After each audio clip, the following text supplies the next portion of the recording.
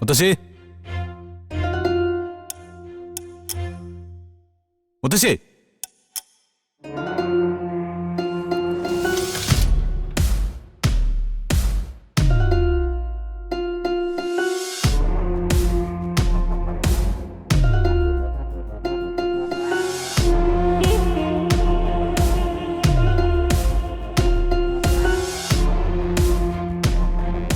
എന്താ? ആചാരങ്ങളെയും അനുഷ്ഠാനങ്ങളെയും കുറിച്ച് വളരെ വ്യക്തമായിട്ട് അറിയാവുന്ന ആളുകളാ മുത്തശ്ശിയും അമ്മയും.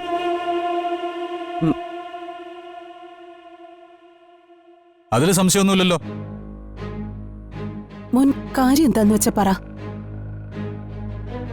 ഒരു പുരുഷന്റെ ഭാര്യ ആരാണ്?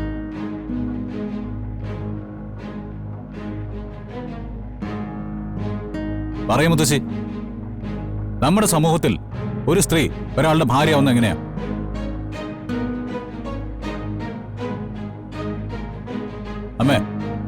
അമ്മ ദേവനാരായണ തിരുമേനിയുടെ ഭാര്യയായത് ഏത് നിമിഷത്തിലാ? അച്ഛൻ അമ്മയുടെ കഴുത്തിൽ താലി കെട്ടിയ നിമിഷത്തിലല്ലേ? അങ്ങനെയല്ലേ അമ്മേ? അതെ. അങ്ങനെയാണെങ്കിൽ എന്റെ ഭാര്യ ആരാ?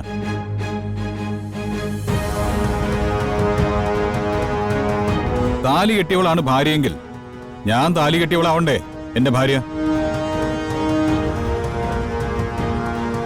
അങ്ങനെയാണെങ്കിൽ ഈ നിൽക്കുന്ന രാധികയല്ലേ എന്റെ ഭാര്യ?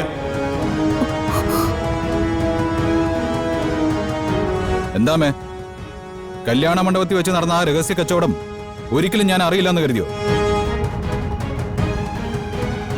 ഇവളുടെ കഴുത്തിലല്ല ഞാൻ താലി കെട്ടിയതെങ്കിൽ അമ്മ വിശ്വസിക്കുന്ന ദൈവങ്ങളുടെ പേരിൽ അമ്മ ആണയിട്. പറ്റോ അമ്മയ്ക്ക്?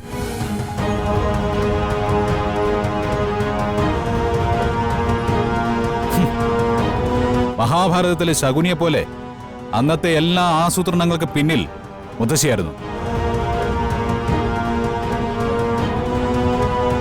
മുഖം മറച്ച് എന്നെ കൊണ്ട് രാധികയെ താലി കെട്ടിച്ചത് മുത്തശ്ശി. അത് കഴിഞ്ഞ് ഒന്നും അറിയാത്തവരെ പോലെ പ്രിയങ്കയെ എന്റെ കൂടെ കണിമംഗലത്തേക്ക് അയച്ചതും മുത്തശ്ശി. ശരിയല്ലേ? ശരിയാ.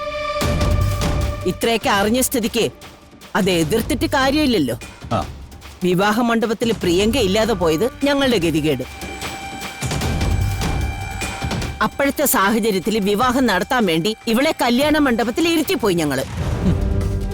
അതിന്റെ പേരിൽ നിന്റെ ഭാര്യയായിരിക്കാൻ ഇവൾക്ക് എന്താ അവകാശം? ഇത്രയും കാലം നിന്നോടൊപ്പം ജീവിച്ചത് പ്രിയങ്കയല്ലേ? നീ അവളെ എങ്ങനെ ഉപേക്ഷിക്കുമെന്നാ?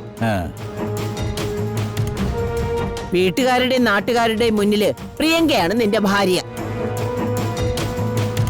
മോനെ, സംഭവിച്ചതിനൊക്കെ ഞങ്ങൾ മാപ്പ് ചോദിക്കുന്നു.